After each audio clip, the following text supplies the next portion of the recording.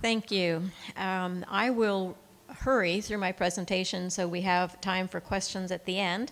I'd like to share with you some of the information that we have looked at that maybe can shed some light on some of the comments and questions you've had so far with some data looking at a large body of food nutrition research. My disclosure for past funding, as well as this funding, this project was funded by the International Life Sciences Institute, the scientific assembly of a scientific integrity. They had no role in the conduct of the research or the findings. When we talk about research behavior, we've kind of, Cochrane has identified it as having three different components. There's the research integrity, academic integrity that deals with, copying material and things like that, and then responsible conduct. And so this one really looks at one of the 6 fundamental values of research integrity, which is focusing on the responsibility as a researcher. And as a researcher, then, you are responsible for conducting research in the ways that fulfill the professional responsibilities, like as Kathy had mentioned, that are set out by your professional society, by your institution, so that they are relevant and to the public. In other words, what you're trying to do as a researcher is to reduce risk of bias in your research, and that's what we're going to be looking at. We focused our research around the constructs from Cochrane with the 5 risk of bias domains. The selection, in other words, how you put individuals into the study or allocate them to groups if it's an observational study. Performance, how well you actually measured or captured the exposure or conducted the intervention. Detection, how well you measured the outcome that you're of interest. Attrition, whether or not you were able to keep the individuals in the study or throughout the time period, and then how well you reported that research in the actual literature published. The purpose of what we were looking at was to examine the risk of bias domains to explore exactly what kind of shortfalls exist in the body of food and nutrition research. It's nice to talk about the impact of different things, but we really wanted to know where were the shortfalls and the opportunities for improvement. And so in order to do that, we used critical appraisals that had already been completed by 3 different systematic review systems. We looked at the Academy of Nutrition and Dietetics Evidence Analysis Library. We extracted data from the Nutrition Evidence Library from USDA, and we selected AHRQ reports and extracted as much data as was available on those reports that were relative to food and nutrition. Our specific aims were to evaluate the relationships between those risk of bias domains, whether they were met or not met, looking at the different data sources, looking at consistency between ratings given to the risk of bias, between multiple sources, and then finally to evaluate the relationship between those domains and the type of research, publication year, and source of funding. And we looked at that within each data source as well as across all 3 data sources. To give you an idea of the sample, when we polled, there were 4,207 research articles that had been evaluated in the Evidence Analysis Library. There were over 1,100 that were included in the Nutrition Evidence Library, and there were over 900 that were in the AHRQ system. So all told, we had a total of 5,675 research articles that had been evaluated. They're unduplicated. There were 641 that were duplicated in more than one system. It had been evaluated by the EAL, by the AHRQ, or the NEL. To give you an idea of the distribution of the sample, when we looked at the intervention research over here, you'll note that 65% of the trials included under intervention were randomized control trials. However, there were 30% of them that were in non-randomized designs, these designs here. When you looked at the observational, there were 37% prospective cohort and 34% case control. And the other smaller designs are listed there, but those are the bulk of it. When we looked at the type of research design, we noted that intervention, they were almost equally split between intervention and observation. 51% were intervention trials and 48% were observation. The N's are listed there. Between the data sources, we know that AHRQ relied more on intervention studies because that was usually part of their inclusion-exclusion criteria, that they be randomized controlled trial or quasi-controlled trials. The other 2 systems, the EAL and USDA, included more observational trials than an ARC did. To give you an idea of the funding source, this gives you an idea of the government, the combined funder here for intervention trials and the combined funding for observation, government funding for observation and intervention. Now, another way of looking at this is this particular diagram, and this shows you by the combining of funding and what types of studies were included. So here's the intervention studies. With government funding, you'll notice that the predominance of those were randomized controlled trials. Combined funding produced more research than government only, and that included randomized controlled trials and the non-randomized trial and the non-randomized crossover trials. In observation, you'll notice that here the government is the predominant funder, followed by combined funding, again, prospective cohort, the largest group, followed by cross-sectional and then case control. One thing that's interesting about this is when Lanahan looked at sources of funding in life sciences in general, he had concluded there was about 61% was government funding. When you look, but he didn't include a combined category, he just looked at anything that had government funding. When you look at our data here for nutrition, this body of nutrition and research only had 49%, where there was a possibility of government funding. Either government alone, 23%, or 26%, which is combined funding. And combined funding often included government plus some additional funds in funding and sources in addition to that. We looked at a wide variety in publication years from 1930 all the way up to the last one that was included was 2015. And it gives you by data source, it found that the NEL had completed fewer reviews with older research than the other two systems. The categories of years that we used Revaluation are here, pre-1990, 1990 to 2000, 2000 to 2010, and then 2010 on. Now, these are important because you remember that the consort standards that were mentioned earlier, the publication guidelines, started coming out in the late 90s, but they really came into full force in the 2000s. So that was one of the years for the cutoffs, is approximately when those started to go into use. The overall sample in terms of looking at quality ratings, and all of our systems used a 3 quality rating, either positive, neutral, or negative, and this gives you the distribution between, for interventional studies and observational studies. The 41% were positive as opposed to 35 and 24, for observational 45 versus 49 and 46.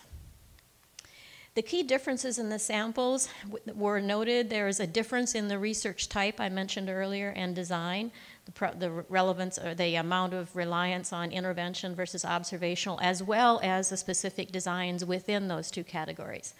There was difference in publication year. NEL had slightly newer data than some of we had older data sources than some of the others. There was difference in funding source between the 3 databases. And only EAL and AHRQ had what we call overall quality rating, that plus, minus, and negative.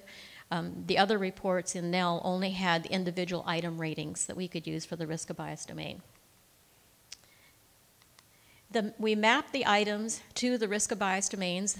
There were different instruments that were used. The quality criteria checklist was used by the Academy of Nutrition and Dietetics. The research and design implementation and the bias assessment tool were used by the Nutrition Evidence Library. And the AHRQ used a variety of tools, but they customized the instruments to each question sometimes, and sometimes to each report, and sometimes down to the question level. There were individual items that were used on their critical appraisal. The way we conducted the mapping is we had independent researchers go through and rate each item in terms of what domain it would match to, and then we had a consensus discussion of, on what the domain would be if there were any differences. We created a mapping guide that kind of showed us what types of items off of those questions would fall into each of the 5 domains, and those will be published so you can look at those later on. Then we explored the relationships between the risk of bias domain and whether or not they were met. And the first data we just looked at was percent of the items or percent of the risk of bias domain that was listed as being met. Now, what I want you to look at is just the progression here between the selection, performance, and detection. So selection and performance are much lower on intervention research.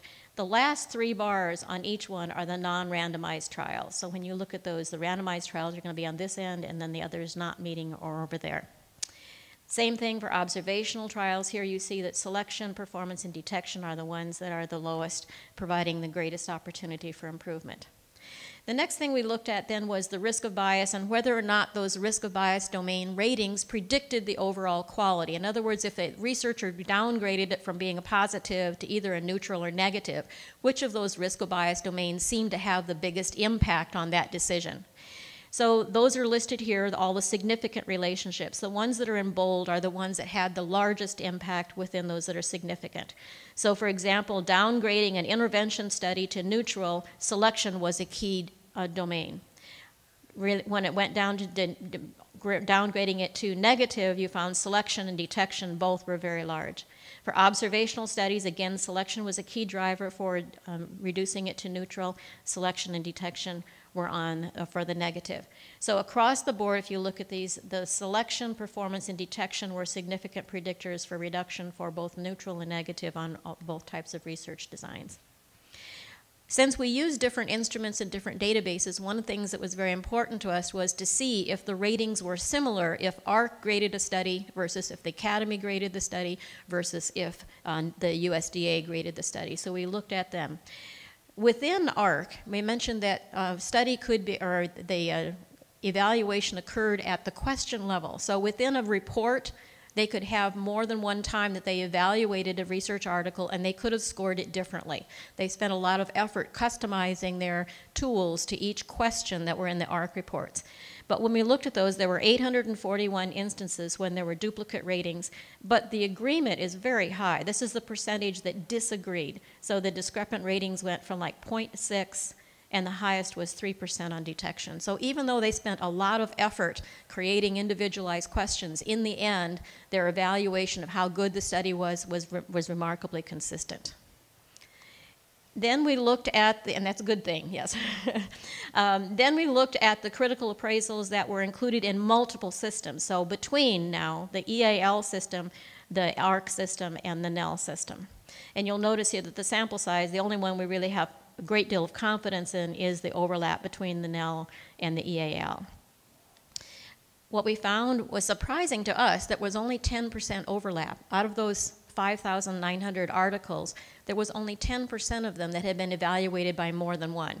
So on one hand, that's really good news that we're not duplicating efforts and doing the work over and over again in 3 different systems. But it's kind of surprising if you think about the nature of food nutrition research that they wouldn't have used the articles in different questions in the different systems. The good news again was that there was very high agreement between the EAL and NEL when they evaluated the projects, and the CAPA ratings were 0.86 to 0.94. So in summary, there was a small amount of overlap between the different systems, and between system sample size was really only sufficient to be confident in our conclusion that they were similar was between the NEL and the EAL. And for the other comparisons, the sample sizes were quite small.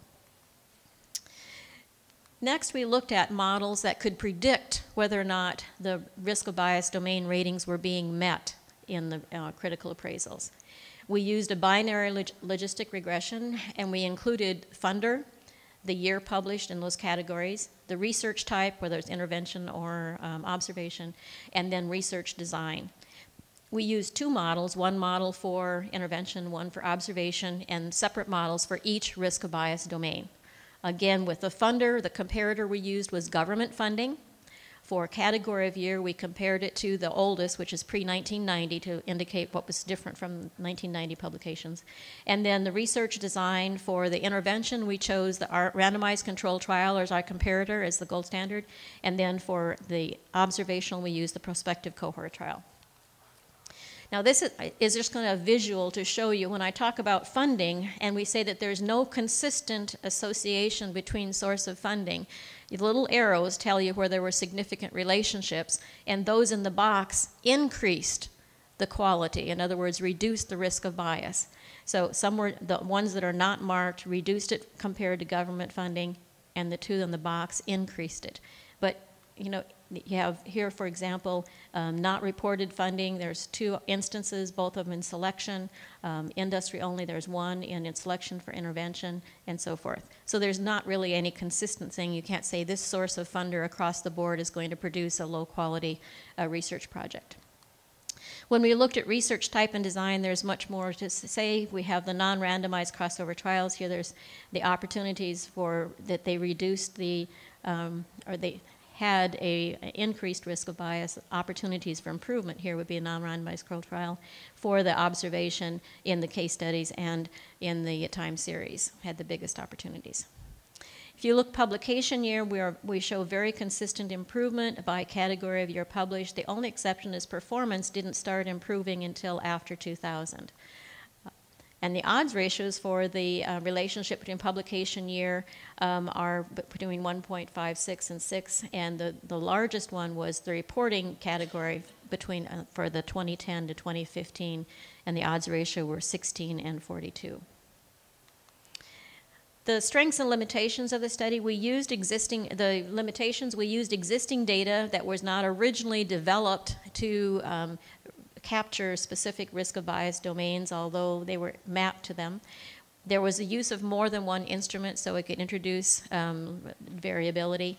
And one of the potential confounders that is unaccounted for in here is the look at the consistency between other parts of the system, like how well the reviewers were trained and so forth. But given the fact that the consistency between the ratings is very high, we don't think this is a serious limitation. The strengths would be the sample size, a large amount of diversity of topics, the diversity in funders, including both intervention and observation research. And then there was one instrument that was used for a large portion of the sample. And it was the first time that the risk of bias domains were used to identify opportunities for improvement in a body of research. Our overall conclusions is there is little overlap between the three systems, very high consistency in the ratings. Publication year and the research design were more consistent predictors of risk of bias. When it was different, government funding usually predicts less likely to meet the risk of bias criteria, in other words, higher risk of bias, but there was no consistent pattern for the funders. And across the board, the greatest opportunity for improvement for food nutrition research appears to be in selection, performance, and detection domains. And just to kind of remind you what that means, if you're talking about selection, this is the recruitment and allocation to groups. Performance is really looking at the management and measurement of the intervention exposures or the independent variables. And then detection is how well you measure the outcomes or the independent variables. And listed below here are the types of research designs that contributed to those opportunities for improvement. The non-randomized trials, and then all designs except for case control were lower than prospective cohort. Non-randomized live performance and non-randomized for controlled trials. Now this one you can understand the non-randomized and having a little opportunity to improve that, but there should be room for improvement in performance and detection in the non-randomized trials. So potential implications for researchers, and I think it goes along with Kathy's comments and also Russell's comments. Our suggestion is to develop nutrition-specific extension to the reporting guidelines for the various types of research study designs. We have Consort for trials, you've got Strobe for observational, you've got a ton of reporting guidelines that tell you, have you done your research well? But we don't have any specific extensions for nutrition, and there are some unique considerations that need to be put on the table to be addressed. When I went to Equator and looked at the guidelines, herbal medicine has their own extension, pharmacy has their own extension, and we really, really need to have a nutrition extension. So I'm going to encourage the organizations that are moving forward to look not necessarily at developing new guidelines, but extensions for the existing guidelines that address nutrition. And the classic example would be how well they characterize background diet, how well they characterize what are in supplements. I mean, or if you're looking at energy, how well they measured the energy that they're talking about. So I mean, those kinds of things are very specific to our field. So it's not reinventing the whole wheel. It's just adding some specific questions to it that will make our interpretation of how well the research is done better.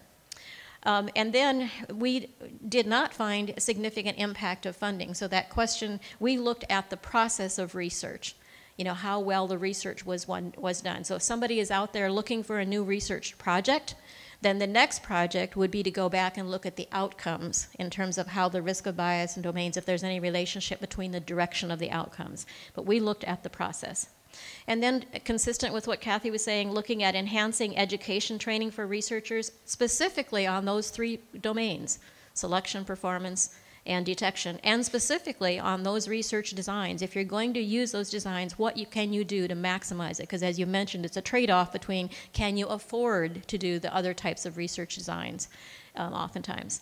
And then organizational changes for societies or academic organizations, the policy and procedures that you were talking about for scientific integrity for both of those things, enhancing the information specific to those 3 domains, re-examining the research designs that seem to identify the most ways to contribute to those domains, and then continued commitment to funding disclosure. Remember on that slide with funding, there was a large percentage of them that had no funding reported. Have you ever done research without any funding?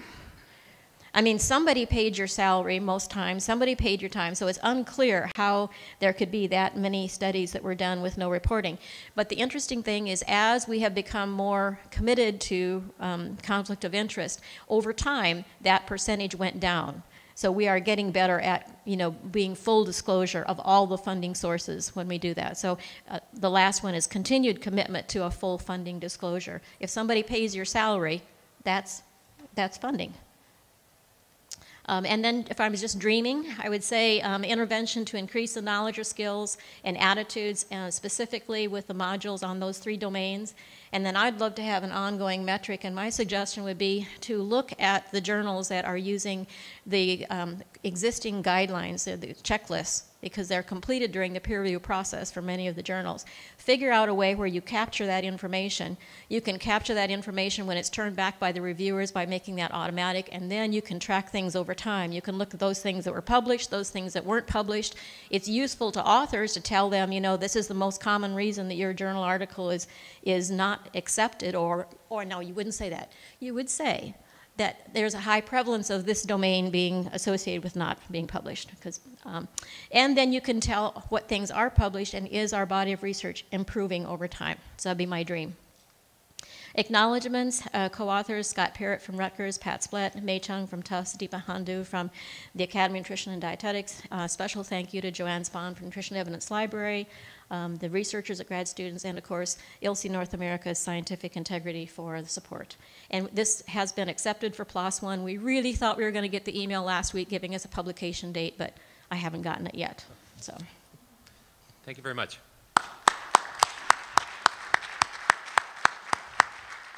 We have time for a couple of questions for Dr. Myers. Andrew Brown, Indiana University. I had a hard time keeping up with all that because that's a lot of data, but I'm happy to hear that we'll be able to read it soon. One point I wanted to echo of yours was about the guideline creation, because somebody did try to make a separate guideline for grade, particularly for nutrition research, and kind of reinvented the wheel, and it doesn't seem to uphold a lot of the standards that the community holds for grading. So if we don't take it, somebody else will do it, and it'll become a de facto standard. For the funding, one thing that I thought was interesting, this is just a brief comment about that, but I see and hear a lot where people will say the funder had no role in the research, but in fact, the fact that it was funded in some way is an indication that they approved it. So I think, there's a broader conversation of how we do those disclosures. But the question I had for you in particular was about the risk of bias domains, and whenever I try to assess risk of bias domains, most of it is just missing. So we can't say whether it's high or low risk, it's just missing risk of bias for the original study. They didn't report whether or not they randomized. They didn't report allocation concealment. And did you see a lot of that in your work as well? When you go back to the slide that had the percent met, so when let's see, no.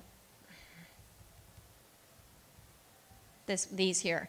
So the way it was coded is if they could document, or if the article documented that it met it, it was coded as a yes. So this is percent of risk met. If it was missing, or it was unclear or not, it was a 0. Okay. So this is telling you what percent we knew met the criteria. So the other 3 were collapsed into the no. Great. Thank you very much. Mm-hmm. Okay, last question for you. Sorry. That's okay. This is Leela Saldana. I actually have a comment in response to something you said at the very end, and I do have a question.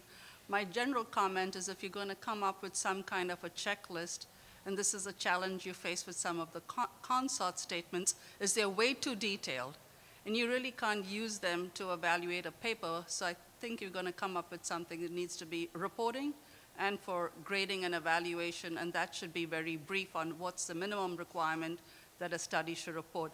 But my question was, when I listened to all three presentations, when we talk about funding sources, we talk about dollars in funding, but I didn't hear from anyone where the test materials were donated by someone.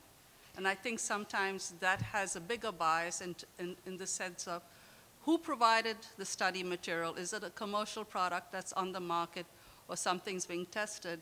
And I've seen some challenges with that, and I didn't know that was being considered in all of this. That would be reported as a source of funding. If there was anything that was donated, that's counted as a source of funding. So that was Taken into consideration. That would be in your back. Okay, consideration. gotcha. So Okay. for example, if it was a government funded and there was product donated, that would be combined funding that had industry and government. That was not clear from the presentation. No, it wasn't. It wouldn't have Okay. been. Okay, great. Thank you for asking. Okay, I think we'll wrap up the session here. Would you please join with me in thanking all of the speakers for excellent presentations? And on behalf of ASN and the Canadian Nutrition Society, I want to thank you all for attending this meeting. Thank you very much.